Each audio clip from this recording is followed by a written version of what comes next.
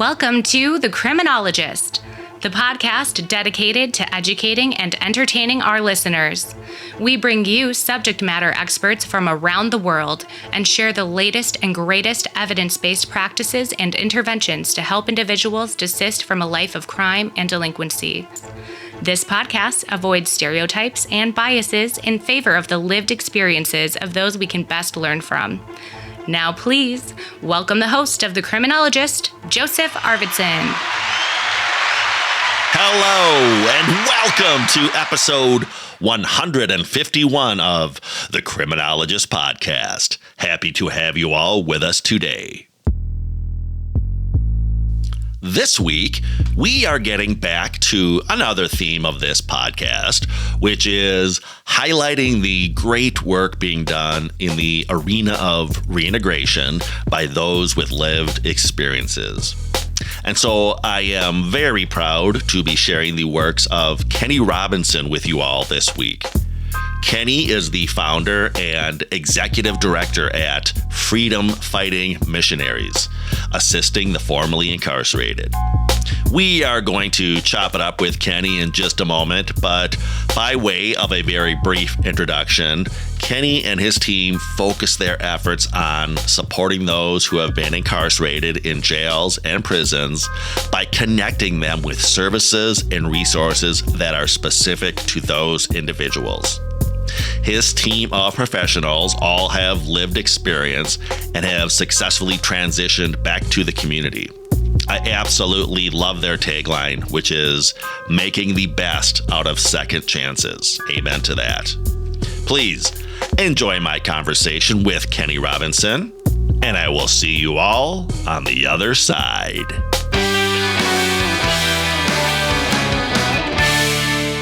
Welcome to the show, Kenny. Why don't we begin with you introducing yourself to the listeners?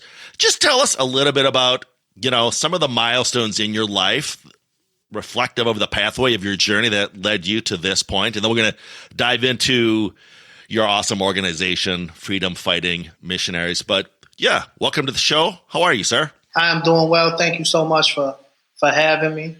And I am, in fact, Kenny Robinson, and I am the executive director and founder of Freedom Fighting Missionaries. But before I get into that, a little about myself. I do come to this work with lived experience, having a ninth grade education on paper, then a GED. I did do about 2.5 years worth of college at a HBCU, Shaw University. And of course, I'm 44 years old, so that would have made me a child in the 80s and a teen in the 90s. And all of the things that came along with that for Black youth at that time who were, identified by some of our highest political politicians at that time as, being hopeless and, in fact, predators is what we were called.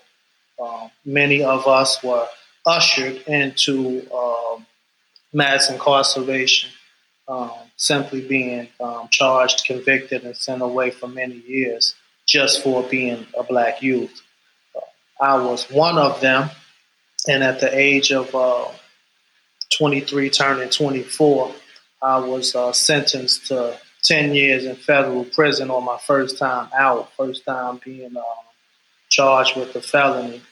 After 2 trials, I went to trial with the feds on a bank robbery charge, had a hung jury. One juror would not go for not guilty in the first trial. Of course, the federal government pulled out all stops in the second trial, brought back people to testify who I'd never seen before, which is very common in the federal system. However, I was sentenced to 10 years in federal prison. I served out that 10 years and was released to Charlotte, North Carolina, which was one of the cities that had a halfway house that was willing to accept the full 6 months of halfway house release. I did have some family who had moved to Charlotte while I was away. So I came here with the idea that I'm in the biggest city in North Carolina. Surely somebody will let me clean their bathroom, hold the flag up, the kind of jobs that you could expect with the background being black and having limited education on paper. In fact, Charlotte, North Carolina at that time was one of the worst cities that you could be poor and black and have any chance of upward mobility. Studies were conducted that tracked the upward mobility of the top 50 cities. Charlotte, North Carolina ranked last at that time. What that related to for somebody like me, fresh out of prison, was 40 no's after 40 interviews in a row before I got my first job. And that was because I had a counselor at a Goodwill program I was working with who begged for employment for me. So I was able to get my first job ever at that time, minimum wage, with 5 children in immediate need, plus the needs of myself. Trying to make it and navigate off a minimum wage. So you're talking about some of the very most basic things that's needed for survival were a challenge and a barrier for me. So we're talking about things like identification, healthcare, employment training and readiness, and then housing. However, I managed to stay focused and continue to train and continue to seek every program imaginable. So I went to the urban leagues, Goodwills, or Salvation Army, any program that would be for the poor, the poverty stricken, or someone returning from jail or prison. And I eventually begged my way into a car dealership after taking a 2-week training course there. Um, and I mean, literally almost down on bending knee, begging for an opportunity. And the general manager of that dealership gave me that opportunity in the dealership. And truthfully, risking his own livelihood to help a stranger because I was a stranger to him at that time. Now, one of the biggest differences for me and individuals like me was immediately the digital divide was broken, right? Because I'm in a franchise dealership. This is not like Joe's used cars, right? So I started out in a new car showroom, a Mazda dealership, sat down in front of a desk that was connected to the internet, right? So I was able to learn in a way that before I left wasn't even possible. Right. Before then, you was going to need to know the Dewey Decimal System, go to a library, check out the book, read the book, comprehend it, then get out there and apply it. The internet removed all of those things and allowed me to learn and study by video specific to the field that I was in. And I quickly became a top salesperson there in that dealership within six months. After 2 years, I was promoted up to finance manager. And keep in mind, I mean, I had been away to federal prison on a bank robbery. So now I'm sitting in front of customers selling them $30,000, $40,000, $50,000 car. And I got to ask you, what is your credit? You know, what's your social security number? How much do you make? And all of those things that's associated with the purchase of a car. And then I was, again, promoted to finance manager. So I shook off the sales suit and put on a suit and went into the finance office where I did well in there and was eventually promoted up to a sales manager. Once I became a sales manager, that allowed me the ability to hire. Now, having never been in that seat and been on the other side of that seat, you get a different look at that, right? So you learn that, you know, pre-COVID, people took a job serious, an interview serious, and was excited if you got called back for an interview. So we would have 100 resumes, and right when a job offer would come available. And traditionally, it went like you just need to get the stack shorter, right, before you actually start calling people in.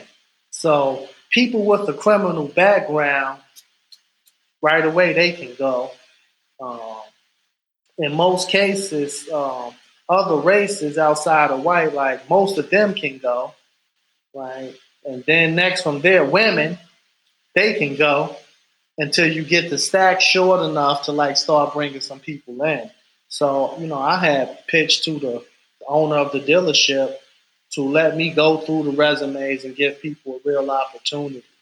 He agreed that if I would train them and be responsible for them, that in fact he would consider hiring some people. We were able to do that around a dozen times. Many of those individuals went on to become managers, successful homeowners, and I became known in the community for such, being able to assist individuals get on a career path and not just a job. Very visible online, so people will reach out to me through Facebook and other social media and tell me the truth. My mama's getting out. She's been gone 12 years. And if she had an opportunity to be like you, she could. Or my son, my nephew, my brother, like my friend is coming home and we want him to be like you. And that is how I became known in the community for, reentry work. Now, in 2019, I hit the glass ceiling in the dealership. Right? They're not going to never let you own one of these places, Kenny. I don't care how hard you work, what you do.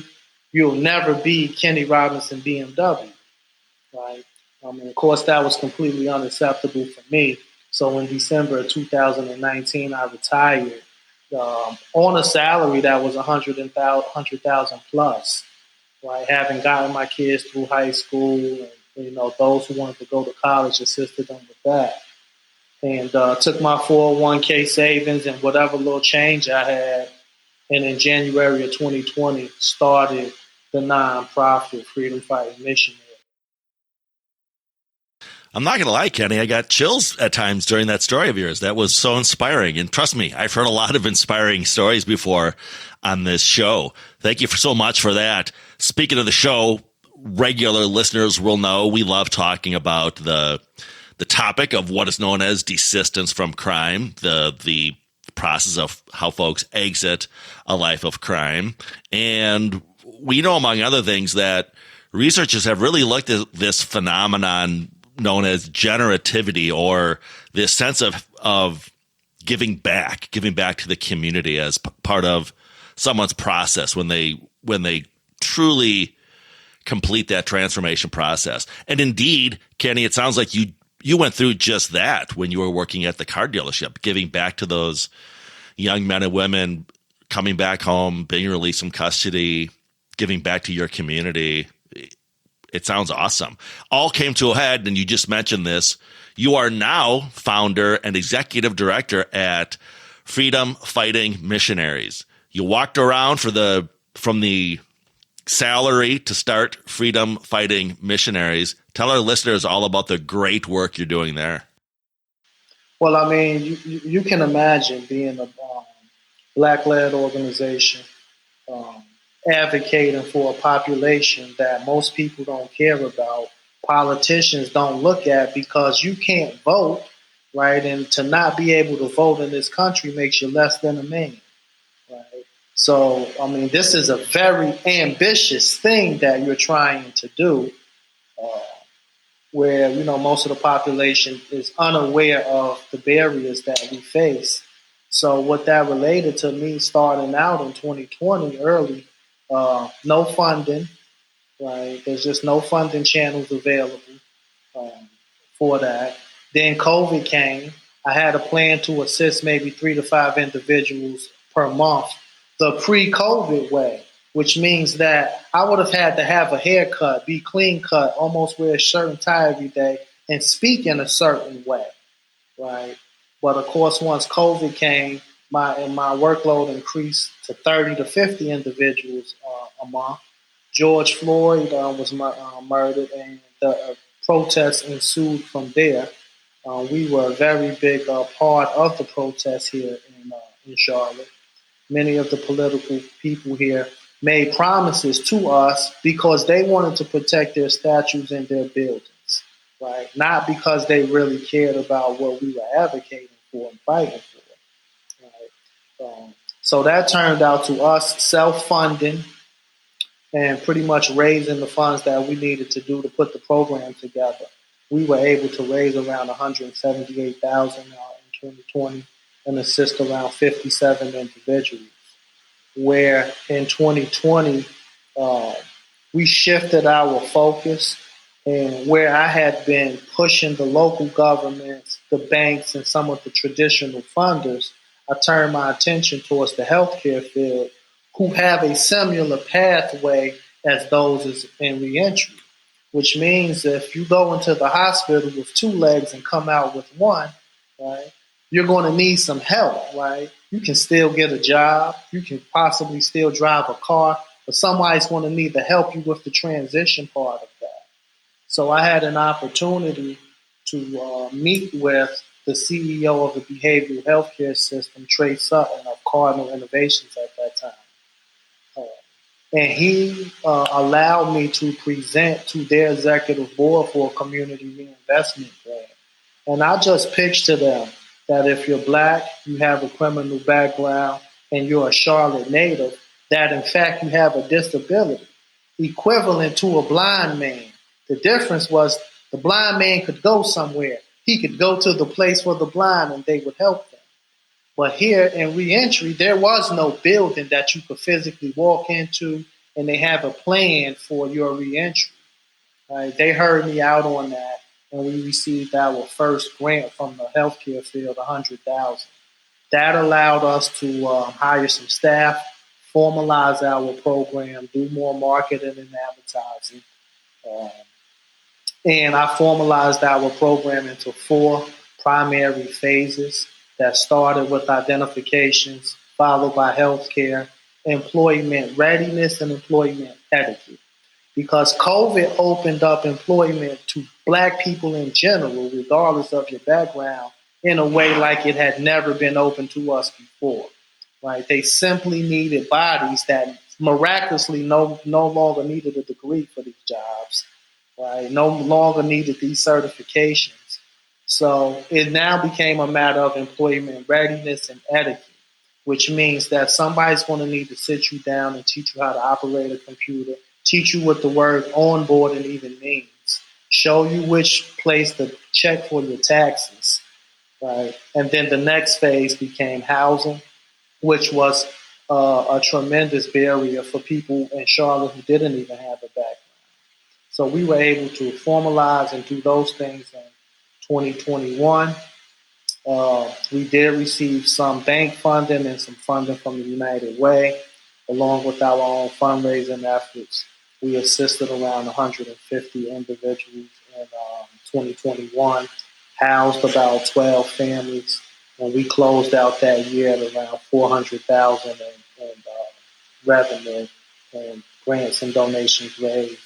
So in 2022, we were able to get the attention of the politicians. I was very focused on voting rights. Voting rights were restored here in North Carolina. We used that to our advantage to call out the politicians. And miraculously, we were approved for ARPA funding, which is COVID relief funding through Mecklenburg County, for $750,000. So that then allowed me to hire more staff. We're up to a staff of 7 now. Formalize our program even more, and allow me to advocate for our housing needs as the other components of our program went on autopilot. So just at the turn of this year, we applied again for a housing grant through Mecklenburg County, a grant from the city of Charlotte, and we were approved for $1.3 million for construction of 16 new townhouses.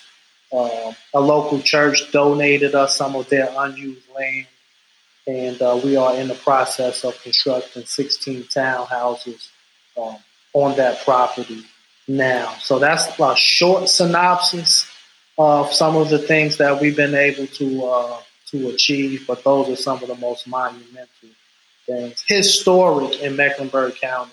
Never had they given that up $2 million, $2.3 million from the local government to a black-led organization focusing on reentry. But we have achieved that here. Kenny, have you been able to tap into then, say, for example, the the local corrections professionals, probation, parole officers to assist with their clientele when they're exiting incarceration, or what does that process look like for a justice involved individual returning to the community? We are a resource, so we are widely known throughout Mecklenburg County as such.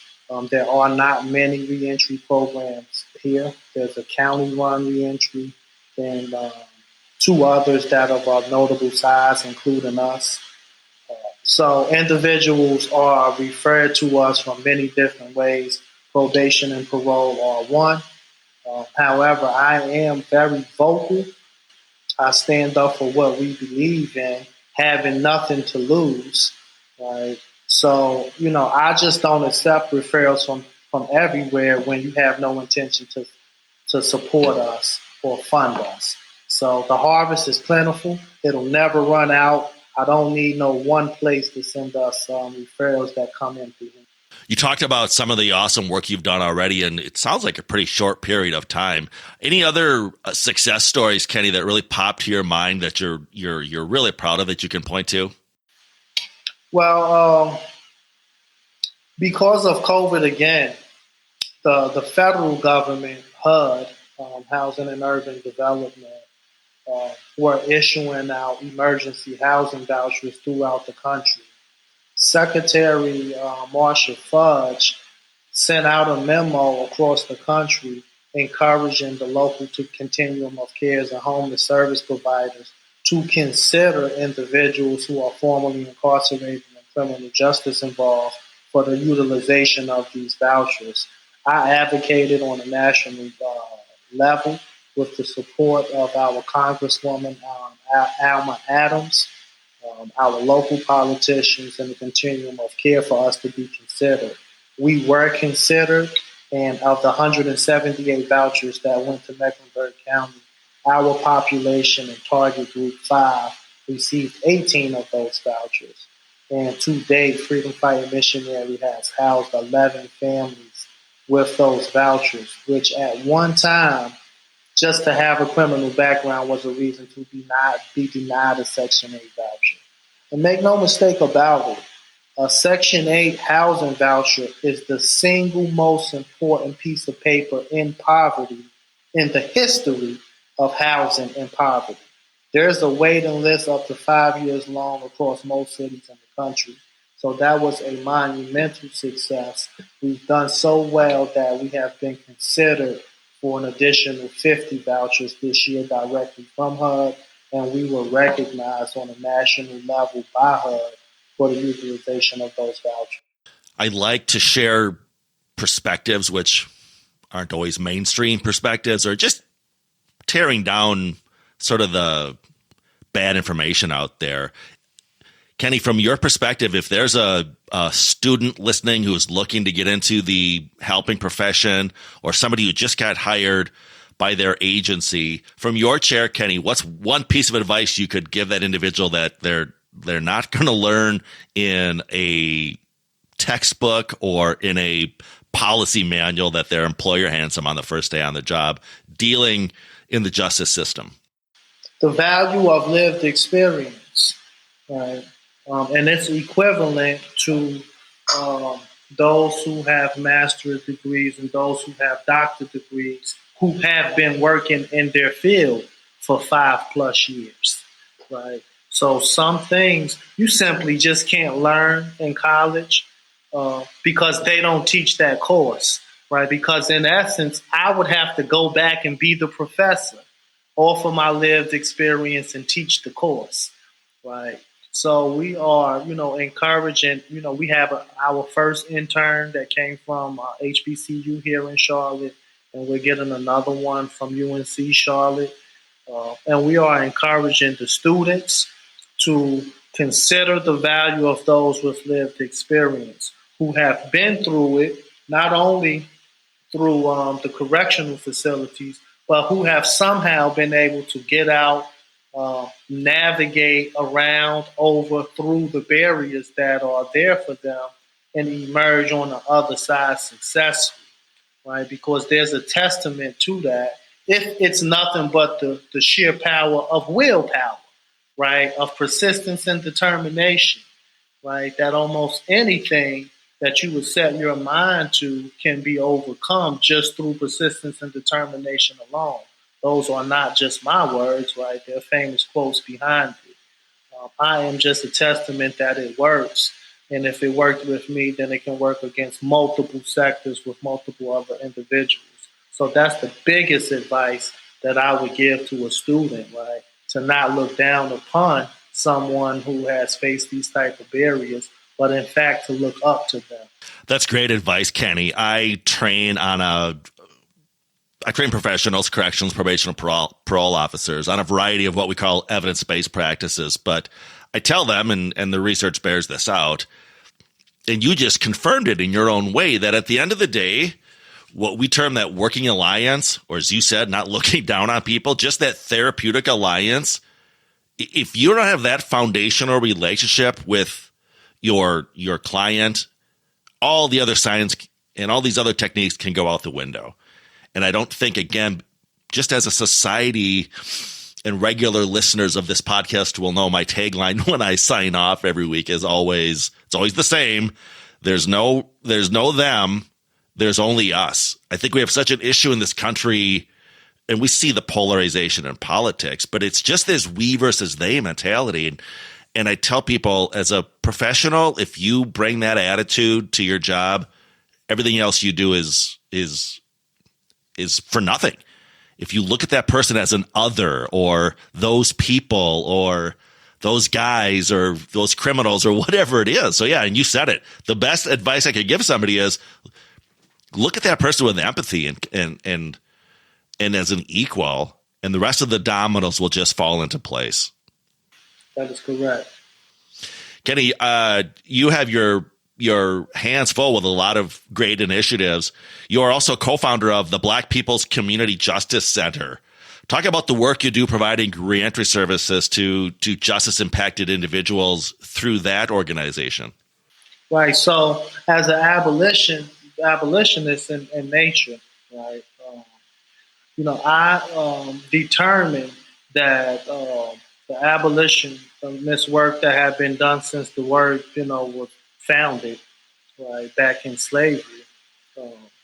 I noticed that one of the things that we come up against in that work and the tearing down of systems, right, in a literal sense, as well as in a practical sense, that to in fact tear it down without a plan to simultaneously rebuild something better is almost moot, right? It's almost null and void. And it brings forth the question of where would we put the rapists and the molesters and all of the things that, touches all of us in the heart, right? So while I was building Freedom Fighting Missionaries, I simultaneously started working with a partner to build the Black People's Community Justice Center, which focuses on the front side, right? So we do bail support, court support, and jail support, right? So we raise poverty bonds. These are individuals being held on bonds $50,000 or less that are simply incarcerated in detention centers because they're too poor to post bond, right? Not because the law or society says that they can't be back out. In fact, the magistrate judge has said that you could if you had the money, right? And then we also determine from our own lived experience that those individuals are going to need court support. Sometimes just figuring out where to park at, the fees associated with parking, eating, navigating in sometimes court buildings that are, 5, 6, and Charlotte 8-story buildings, right? Which courtroom to go into, how to communicate with your lawyer, right, and the district attorney's office. So we act as a liaison between defense attorneys and clients and their families, as well as between district attorneys' offices, lawyers, and the client's family, right? Not pushing for just a dismissal of each and every case, but we want a fair shake, right? So we would want a Black individual like me to be treated as if he was white, right? And we say that in open court. Your Honor, we're just looking for the defendant that's before you to be treated as if they were white, right, and receive a sentence similar to what the statistics state that they would get if they were white, right? A lot of that work is done with a courtroom full of white professional supporters. These are bankers, lawyers. Everybody knows that we all act different when somebody's watching us, right? So we disrupt the whole flow of the courtroom, and we achieve more favorable outcomes for those that we support. And then finally, the jail support is to be able to provide commissary, phone calls, something simple as stamps and paper for individuals to stay in contact with their attorney and their family. So that's the work that we do on the front side in hopes that the people never need reentry services. Right. I love that vision you have, and I love how you put that, Kenny, that you're sort of attacking that issue on both ends. On the front end, preemptively, but also you've got your contingency plan in place on the back end through your reintegration work. A total package, Kenny. I love it. Say, look into your crystal ball, and in the best, in the utopian future, let's say I have you back on the show in 3, 4, or 5 years, Kenny. What do you think we might be talking about down the road? We'll be talking about the expansion of freedom fighting missionaries in some other cities in North Carolina. They are very interested. However, I do have my hands full in Charlotte. So in the next 2 years, we intend to expand to other cities throughout Charlotte. When we leave the state of North Carolina, we'll be going west to Memphis, which is similar in economic power as Charlotte. Incarcerates a lot of black, it's 67% black in Memphis. So you can imagine the people who are entering into the criminal justice system from there without a plan for their return. So when I come back in 2 or 3 years, it'll be to talk about our housing efforts and the way that we have been able to take this model backed by local governments, banks, and foundations and have it in other parts of the country. I am looking forward to that conversation, Kenny. Kenny Robinson, Executive Director at Freedom Fighting Missionaries, as well as the Black People's Community Justice Center. Kenny, I'm so glad we crossed paths, and I look forward to having you back on the show. Good luck down there in Carolina, and good luck with your expansion. Thank you so very much, and I appreciate the opportunity. All right, Kenny, take care. All right. A big Criminologist podcast thank you to Kenny Robinson for joining us on the program this week to talk all about the great work he is doing with his freedom fighting missionaries. I have left a link for that organization in the episode description of this podcast, along with contact information for Kenny if you wish to reach out to him directly. Back next week with a fresh episode. Dr. Jared Brown will be joining us in the weeks ahead to profile another infamous serial killer through his unique forensic lens. Also have another great American Probation and Parole crossover episode coming at you, highlighting some of the great work of their International Relations Committee. In the meantime, you may contact the show or reach out to us through our website, the Paragon Group, LLC.com, for training or presentations as to core correctional skills, implementation, or, of course, the topic of desistance from crime. If you have questions or comments as to this podcast, feel free to contact the show via our email at thecriminologistpodcast@gmail.com. That's thecriminologistpodcast@gmail.com. Remember to follow us through our Facebook and Instagram pages at The Criminologist Podcast. New fun images are being added all the time to those feeds. You don't want to miss out. The Criminologist Media Group is also on Twitter. Give us a follow at Crim Media Group. That's CRIM Media Group. You may also connect with me, Joseph Arvidsson, or Kenny Robinson on LinkedIn, and follow both the Criminologist podcast and the Paragon Group on our LinkedIn pages. Hey, lastly, if you've not already done so, check out and subscribe to our YouTube channel, The Criminologist, for additional content as to the themes of this podcast. And if you believe in what we're doing on the show, if you're part of the movement, please spread the word, tell a friend or a coworker or a colleague about us. Ask them to subscribe to the podcast, and of course, do so yourself if you've not already done so. And always remember, folks, there's no them, there's only us. We were able to do that around a dozen times. Many of those individuals went on to become managers, successful homeowners, and I became known in the community for such, being able to assist individuals get on a career path and not just a job. The Criminologist podcast is a production of the Paragon Group, LLC. For speaking engagements, interviews, program design, or training opportunities, please visit us at theparagongroup.llc.com. If you enjoyed the show, you can find more content and videos on our YouTube channel, The Criminologist. Don't forget to like and subscribe. Both the Criminologist podcast and the Criminologist channel are brought to you by the Criminologist Media Group. Be sure to give us a 5-star review, and thanks for listening.